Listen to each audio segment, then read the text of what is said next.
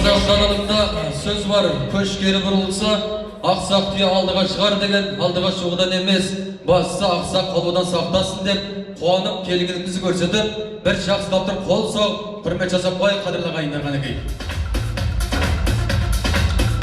Ал, қайырлы кеш хандар мен мырзалар, ассалаумағалейкум. Көзі құра көш бастаған көсеміздей, тілі майлы шешеміздей болған біздің ақсақада аталарымыз. Жаулығын шешпей, арын арқалып келіп отырған құшақ жұмаққа, көкірегі бұлаққа айналған біздің асыл аналарымыз. Асқар таудай ағаларымызбенен жайдарлы жеңгелеріміз, жалпы осы қуанышқа шын ниетімен келіп отырған жақсы мен жайсандар, мәртебелі меймандар мен қымбатты қонақтар. Болсаң да кең даланың кермейігі, кішілік кісіліктің өр биігі, көптеген мамандық бар жер бетінде, ішінде адам болуы ең қиын десе, қазақ айтады, ол қызың ұрпағың адам болсын десең, малдаяма деп.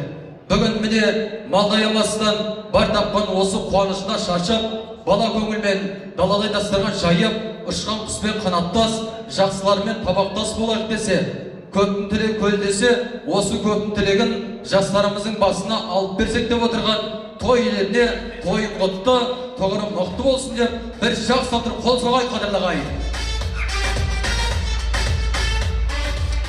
Рахмет. Енді қадірлі ағайындар, сөзден гөрі іске көшейік деп, кереметті қуанышымызды, тілегімізді, ниетімізді жалғағанды жөн санадық. Шәуілдір менің отаным, отырды өскен ботамын, осындай керемет той жиынында ішіп жемеген адамнан қорғам деп жылап өткен екен.